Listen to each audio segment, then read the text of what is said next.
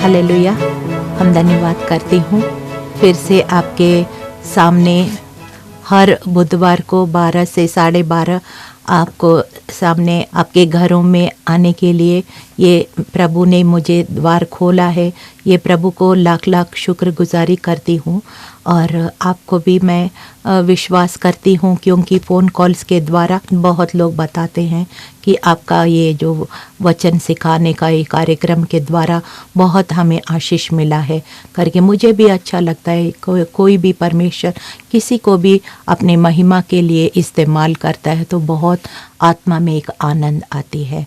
अब ज़रूर इस फ़ायदा को उपयोग कीजिए और जो भी वचन यहाँ पे सिखाए जा रहे हैं लगातार इस वचन को आप ग्रहण कीजिए, लिखिएगा और उस पर चलने के लिए अपना परिस्थिति में, अपने परिवार में, अपने सेवकाई में, अपने व्यवसाय में उस वचन को अमल करने का पूरा प्रयास कीजिएगा।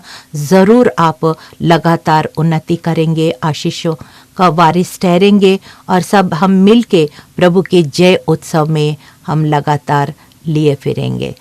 चलिए, आज मैं एक प्रत्येक शीर्षक मतलब प्रत्येक एक बाइबल में एक हिस्सा नहीं लिया है। मैं ऐसे एक जनरल मतलब एक शीर्षक जो मुझे बहुत अच्छा लगता है मैं आपके सामने पेश करना चाहती हूँ। आपको सबको जितने भी जो परेशानी से गुजरते हैं या जो परेशानी से नहीं भी गुजरते हैं तो वो लगातार हर एक व्यक्ति चाहते हैं कि उनका जीवन में कुछ अद्भुत काम हो जो अभी तक नहीं देखा, अभी तक नहीं सुना, वो चाहते हैं वो देखें और चाहते हैं वो सुने ये और उस अद्भुत काम को, उस परमेश्वर की महिमा को वो देखना चाहते हैं।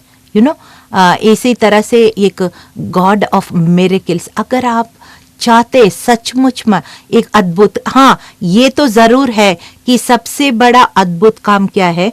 उद्धार, मोक्ष के पाने के लिए लोग ना जाने क्या क्या करते हैं। गरीबों को दान पुण्य करना, ये सब काम करते हैं, बहुत अच्छी बात है, लेकिन उससे भी वो उनको ये गारंटी नहीं मिलता है कि उनको मोक्ष मिला है कि नहीं मिला है। लेकिन यीशु मसीह ने क्या कहा कि रोमियो 10:9 में क्या कहा? दिल में विश्वास करो और मुंह से अंगीकार करो, तेरे पाप के लिए एक परमेश्वर है जो मनुष्य बन के इस क्रूस के द्वारा अपने आप को दे दिया है, कुर्बानी कर दिया है और वो तीसरा दिन जी उठा है। ऐसे उस कुर्बानी को, उस बलिदान को आप अपने जीवन में ग्रहण करेंगे तो निश्चय उद्धार पाएंगे। इतना बड़ा कठिन काम करने के लिए ज़रूरत नहीं है। ये सबसे बड़ा अद्भुत काम परमेश्वर का उद्धार का काम, मोक्ष का काम, ठीक है, वो तो हमें मिल गया है। लेकिन कई लोग बोलते हैं हाँ ठीक है आप सच कह रहे हो, ठीक है हमें मोक्ष मिला है, लेकिन हमें दुनिया में क्या मिलेगा? दुनिया में कैसे पता चलेगा कि हमें कौन देखा है? मरने के बाद मोक्ष मिलेगा। लेकिन यहाँ जब तक हम इस पृथ्वी में जिंदा है हमें एक अद्भुत काम, ऐसे काम को हम देखना चाहते हैं। देखिए, अगर हम परमेश्वर, एक सच्चा जीवित परमेश्वर को मानते हैं तो ये हमें पता होना चाहिए कि हमारे जीवन में अद्भुत काम हो रहे हैं। नहीं है तो क्या है, ये रह गया कि हम जब यीशु मसीह को मानते हैं, जब हम पुकारते हैं हमें उत्तर भी मिलता है। जिस परेशानी हम उनके सामने पेश करते हैं उस परेशानी को हम अद्भुत में, चमत्कार में, छुटकारे में बदलते हुए हम देखते हैं। यही फर्क है। तो आज चलिए कुछ ऐसे चमत्कार, कुछ ऐसे अद्भुत काम जो इस बाइबल में जिक्र है, जो रिकॉर्डेड है, और उस चीज़ों को हम थोड़ा सा झलक, एक एक झलक, मैं उसको बहुत गहराई में नहीं जाऊंगी क्योंकि समय के कारण, लेकिन आपका रुचि है, आपका अंदर एक भूख और प्यास है आत्मा के लिए, तो जो अध्याय मैं आपको कह रही हूँ ज़रूर आप बाइबल खोलिएगा, समय निकालिएगा और फिर उस पूरा अध्याय को पढ़ने का प्रयास कीजिएगा। और उस गीत को, जैसे जय उत्सव बोलते हैं ना, जय उत्सव को हम उस शामिल होते हैं, जो सेलिब्रेशन पर वो उत्साह को मनाने का समय है, वो कितना अच्छा लगता है, कितना अच्छा लगता है। तो फिर आप उस उत्साह में शामिल होइएगा और फिर आपकी जो दुख है, जो कष्ट है, वो आनंद में, उत्साह में ज़रूर बदल जाएंगे। सबसे पहले मैं एक ये निर्गमन 4-5 गीत है जो किस तरह से वो एक बड़े बड़े कष्ट से निकल के जब उत्साह का जश्न मना रहे, उस गीत को गा रहे हैं, वो चीज़ आपके साथ शेयर करना चाहती हूँ।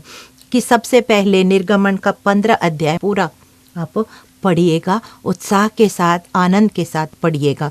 ये मूसा का गीत है और ये मूसा के साथ साथ वहाँ मिरियम भी होंगे, उनकी बहन, और उनके साथ एरन भी होंगे, उनके भाई, और तीनों मिलके और भी कुछ लोग होंगे, ज़रूर बहुत लोग होंगे जो उस उत्साह की जश्न मनाते हैं।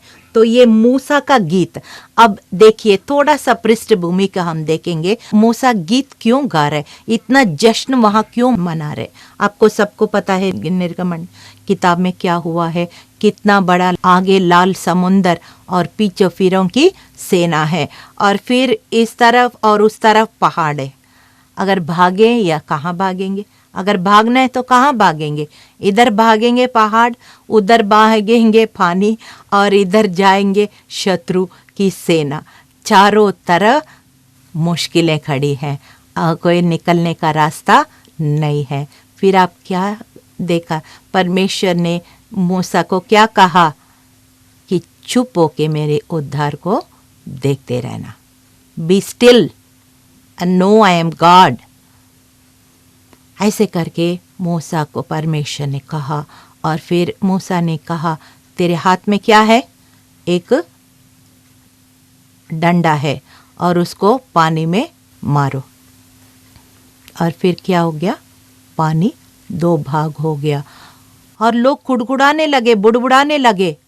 और इस चीज से हम क्या देखना है, डंडा क्या है, वचन है। वचन बहुत कुछ है, तलवार भी है, वचन कील भी है, वचन हथौड़ा भी है, वचन ऐना भी है, बहुत कुछ है। एक दिन मैं उसके बारे में बताऊंगी। लेकिन हमारे पास डंडा क्या है, वचन का डंडा है। अब जब वचन का डंडा, मूसा को परमेश्वर ने बोला पानी में ऐसे यूं करो, तब तक ये लोग क्या कर रहे थे, हमें जल समाधि करने लेके आए, वहाँ खाना नहीं है, भूखे मारने लाए, बहुत कुछ। लेकिन परमेश्वर ने उस लाल समुंदर को 2 भाग कर दिया। और फिर उनकी सेना भी सोच रहे, हाँ ये 6.5 लाख इजरायली ऐसे पैदल पैदल पैदल जा रहे हैं, पानी भी उनके लिए सूखा ज़मीन में बदल रहे हैं, तो हम भी ऐसे ही चले जाएंगे। लेकिन क्या हुआ, वो आखिरी इजरायली जब वो उस पार चला गया, और फिर जैसे फिरौन सेना आधा तक पहुंच गया, फिर वो द्वार बंद हो गया, और वो पानी में सारे शत्रु डूब गए, और सारे इजराइल सुरक्षित उस पार चले गया। और उस इतना बड़ा अद्भुत काम हो, पूरा हिस्टोरिक इवेंट, पूरा चरित्र में ऐसे कभी नहीं आज तक एक समुंदर के बीच में ऐसे ज़मीन में जाते हुए कभी हुआ नहीं है। वो ऐसा परमेश्वर है। आप सोच रहे हैं कैसे परमेश्वर है। लाजर मर के 4 दिन हुआ, और मार्ता बोल रहे, हाँ प्रभु हम जानते हैं कि आप आते तो मेरा भाई नहीं मरता। लेकिन यीशु मसीह ने कहा तू विश्वास करोगे तू महिमा को देखोगे। हाँ, लेकिन उसको ये नहीं पता कि मरने के बाद भी जिंदा करने के लिए कोई है। आप ऐसे सोच रहे होंगे, आपका समस्या इतना जटिल है, अब कुछ नहीं हो सकता। लेकिन मैं कह रहा हूँ, आपके रिजरेक्शन पावर, जो मृत्युंजय की सामर्थ, जो यीशु मसीह के द्वारा उस 4 दिन सड़ा हुआ लाजर को भी जिंदा किया, आपकी वही रिजरेक्शन पावर आपके परिस्थिति में भी काम हो सकता है, सब कुछ बदल सकता है। लाल समुंदर 2 भाग हुआ, और फिरौन की सेना उस पानी के अंदर जल समाधि हो गया, और सारे इजरायली बच्चे, बुजुर्ग, बूढ़े, स्त्री, पुरुष, सबको 6.5 मिलियन इजरायली लोग उस पार बिल्कुल सुरक्षित उस पार गया। कैसे हुआ? अद्भुत काम। परमेश्वर अद्भुत काम करने वाला, प्रार्थना का उत्तर देने वाला, वादा निभाने वाला परमेश्वर है, वाचा को निभाने वाला परमेश्वर है। हालेलुया। तो इसको आप पढ़िएगा, मूसा के गीत। ये पूरा मूसा, आरोन और मिरियम कितना जश्न मनाए, जश्न मना रहे, उत्साह कर रहे, जय की उत्सव मना रहे, परमेश्वर की बढ़ाई कर रहे हैं। तो ये अगर आप किसी समस्या में जूझ रहे तो आपको मैं ये प्रोत्साहन करना चाहती हूँ, आप जो मूसा को साथ में जो 6.5 मिलियन इजरायली लोग के बीच में जो काम किया है, वो आपके जीवन में भी अद्भुत काम को कर सकता है। क्योंकि इब्रानियों 13 और 8 में क्या लिखा है, वो आज और कल और अबद काल तक एक सा परमेश्वर है। वो कभी नहीं बदलता, उसका काम नहीं बदलता, उसका अद्भुत काम कभी नहीं बदलता। वो अद्भुत काम उस हजारों साल पहले किया तो आज भी वही काम कर रहे हैं, क्योंकि वो आदि और अंत है, जो था, जो है, जो आने वाला परमेश्वर है, वो सब कुछ है। हालेलुया। और दूसरा अद्भुत काम हम देखेंगे, ये न्यायों का किताब में आपको 5वां अध्याय पूरा पढ़िएगा, बड़ा सुंदर गीत है और ये दबोरा का गीत है। और ये दबोरा कब गीत गा रहे हैं, यहाँ पे भी हम देखते हैं कोई भी परमेश्वर का काम होता है सिर्फ अकेला नहीं होता है, टीम वर्क होता है। न अकेला हो सकता हमारे अंदर घमंड आ जाए, कुछ ऐसे कई बार जिसको दर्शन है वो दर्शन के साथ लोगों को मिला देता है और मिल के सब काम करेंगे, सारे मिल के जय का उत्सव मनाएंगे, जश्न मनाएंगे, कितना अच्छा लगता होगा। यहाँ भी दबोरा और बराक और जायल की पत्नी और बहुत सारे लोग मिल के यहाँ पे जश्न मना रहे। क्यों जश्न मना रहे? यहाँ पे क्या था, एक सिसेरा करके एक व्यक्ति था जो सीरिया की आर्मी का जो कमांडर था, और वो 20 साल 900 लोहे का जो रथ है उनके पास, और बहुत ताकतवर था, बहुत बड़ी सेना थी, बहुत इनकी सेना की बहुत ताकत थी, और इजरायली लोग को 20 साल तक लगातार तंग करते रहा।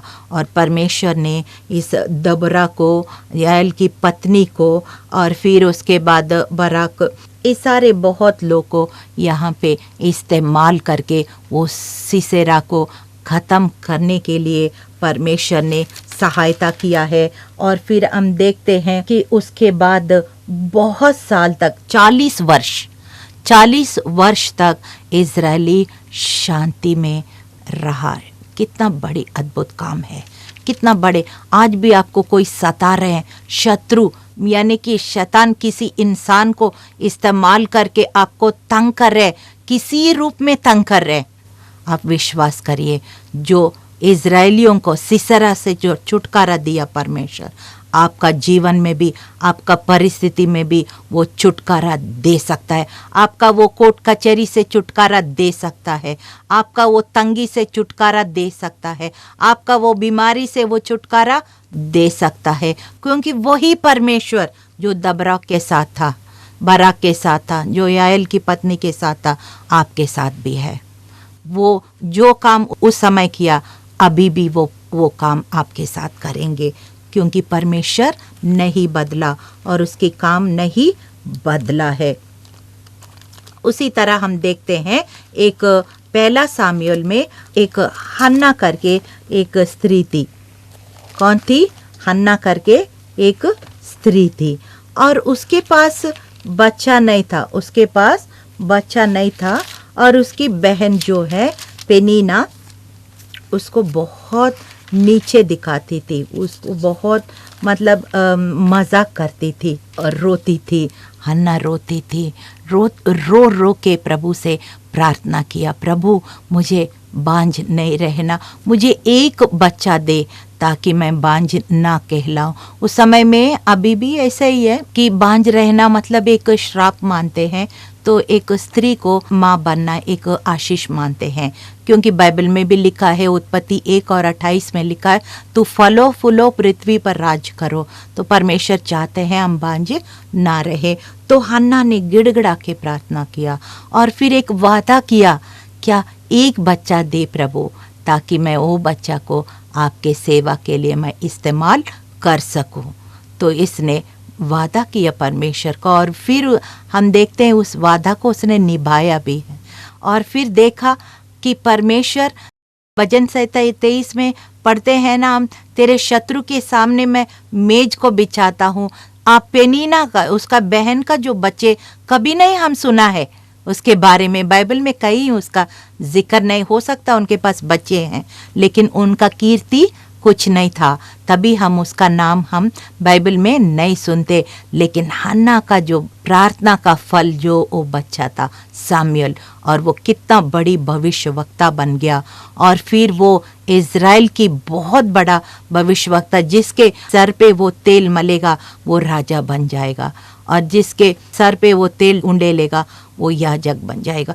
इस तरह से, और फिर ये क्या लिखा है, उनका ख्याति, उनका कीर्ति दान से बर्शिबा तक, यानी कि अगर इंडिया में है तो कश्मीर से कन्याकुमारी बोलते ना, ऐसे इजराइल में दान से बर्शिबा तक उनकी कीर्ति फैलता गया, और उनका कहा हुआ शब्द एक भी नीचे नहीं गिरा, ऐसे लिखा था। यानी कि मतलब कितना महापुरुष बना, कितना बड़ा सेवा किया परमेश्वर के लिए। ऐसे व्यक्ति को हन्ना ने पैदा किया है। और फिर वो खुशी से जब बच्चा हुआ, उसने एक गीत गाया। हन्ना का गीत आपको मिलेगा 1 सामुएल 2 अध्याय। आप पूरा अध्याय को पढ़िएगा, कितना खुशी से वह परमेश्वर को वो धन्यवाद की भेंट चढ़ा रहे और कह रहे कि Lord has put a smile on my face. मतलब जो शत्रु के सामने मेरे चेहरे में एक परमेश्वर एक मुस्कुराहट को लाया है, कितना खुशी को लाया है, दिल आनंद से भर गया और मुस्कुराहट से प्रकट हो रहे हैं। कितना अच्छा लगता होगा हन्ना को जब वो बेबी उसको देखा होगा, उसके चेहरे में मुस्कुराहट बन गई। आज भी आप दुखी हैं, आप विश्वास करिए, आपका मुंह में मुस्कुराहट लाने वाला परमेश्वर एक जीवित परमेश्वर है। यीशु मसीह ऐसे परमेश्वर नहीं है।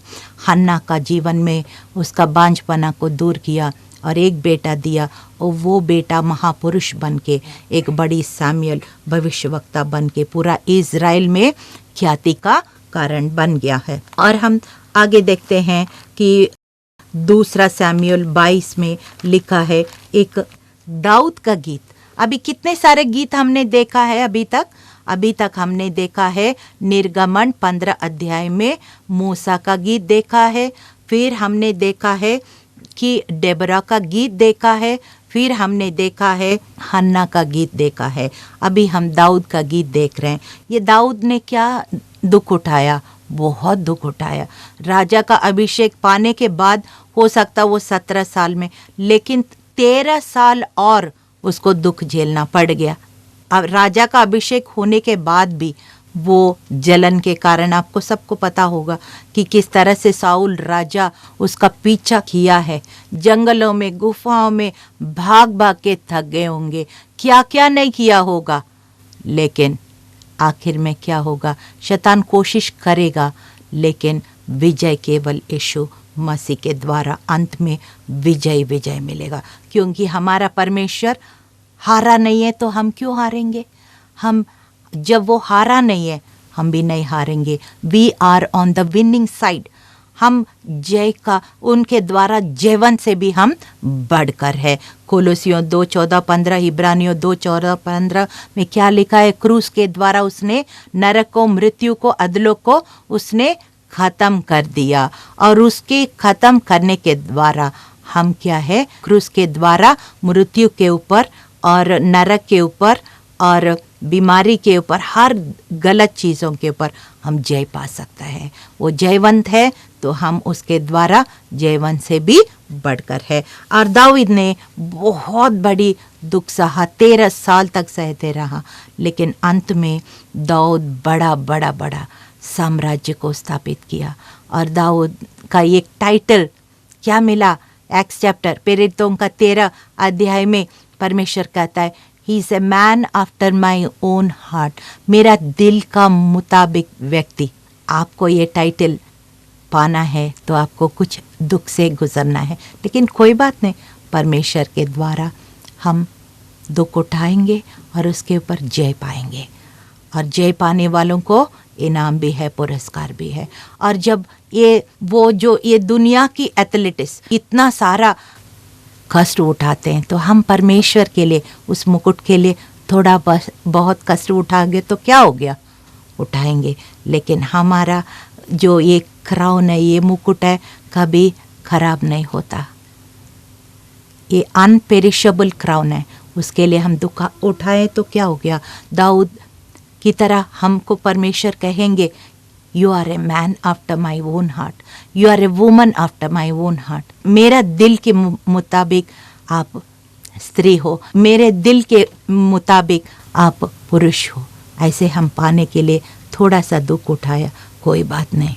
और फिर दाऊद का ये पूरा स्तुति गाना आपको मिलेगा, 2 शमूएल 22 पूरा पढ़िएगा, बहुत सुंदर गीत है। ये डिलीवरेंस सॉन्ग्स है, ये सब छुटकारा का गीत है सर। जब आप ये गीत सारा जोर जोर से बैठ के, जब आपको समय होता है, ज़रूर ये सारे गीत को जोर जोर से पढ़ेंगे, आपका जीवन में कोई भी बंधन है वो छुटकारा में बदल जाएगा। आपका शोक जो है वो गीत में बदल जाएगा। हालेलुया। और फिर लास्ट में मैं ये बताना चाहती हूँ, मरियम ने सुंदर गीत को गाया है।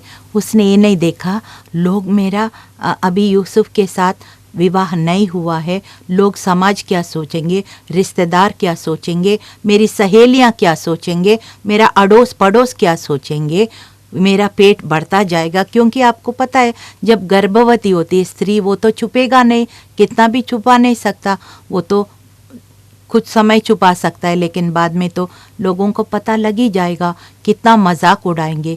ये सब नहीं सोचा उसने, कभी वो नेगेटिव साइड नहीं सोचा, लेकिन उसने वो पॉजिटिव को सोचा। मेरा पेट में जो बच्चा होगा वो पूरा मानव जाति का उद्धार का काम करेगा। वो सोच के अपने आप को धन्य स्त्री मान रही थी। आज भी आपका ये गीत गाइएगा और आपको कुछ ऐसे अपमान से होना पड़ रहा है या कोई आपको बुरे भले बातें कह रहे हैं, आप खुशी मनाइएगा। और ये मरियम की गीत जैसे गाती है, ये लूका अध्याय 1:46 से लेकर 56 तक आपको ये मरियम का स्तुति गीत आपको मिलेगा। कितना अच्छा आनंदित होके एक गीत को गा रहे। इस तरह से जो आपका कोई भी परिस्थिति है, वो 1 थिस्सलुनीके 5 अध्याय में लिखा है, 16, 17, 18 आप पढ़ेंगे। किसी बात को आप चिंता मत करना, इन एवरीथिंग गिव थैंक्स, हर बात में प्रभु को धन्यवाद करो, हर समय प्रार्थना करो और अपनी विनती और निवेदन परमेश्वर के सामने पेश करो। आनंद मनाओ, उत्सव मनाओ, उनकी जय उत्सव मनाओ। फिर आपका जो दुख भी वो जय में बदल जाएगा, आपका दुख भी वो खुशी में बदल जाएगा, आपका आंसू मिट जाएंगे। और आपको जो लोग जो नीचा किया वही लोग आपकी तारीफ करेंगे। ये केवल परमेश्वर के वजह से होगा। तो इसी तरह से जैसे मूसा ने उस परिस्थिति से जयवंत होके गीत गाया है, जैसे दबोरा ने जयवंत होके गीत गाया है, जैसे हन्ना ने जयवंत होके गीत गाया, जैसे दाऊद ने जयवंत होके गीत गाया है, जैसे मरियम ने जयवंत होके वो गीत गाया है और वो धन्य स्त्री बन गया। आप भी सब आशीषित, परमेश्वर की आशीषों का ज़रूर वारिस बनेंगे। चलिए हम प्रार्थना करेंगे।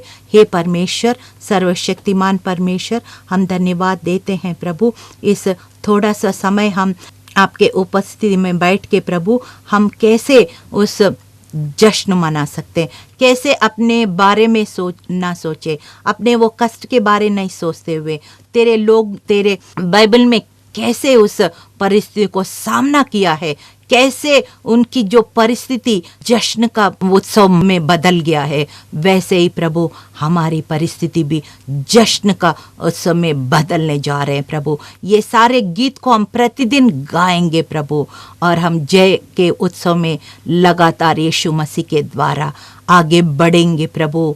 और एक दिन आपसे सुनेंगे प्रभु, जब आप बादलों में आएंगे प्रभु, हम आपके स्वरूप और समानता में दिन प्रतिदिन बदलते जाएंगे और आपसे सुनेंगे, हाँ भला सेवक, तूने अच्छा काम किया, तुम बहुत अच्छा सेवा किया।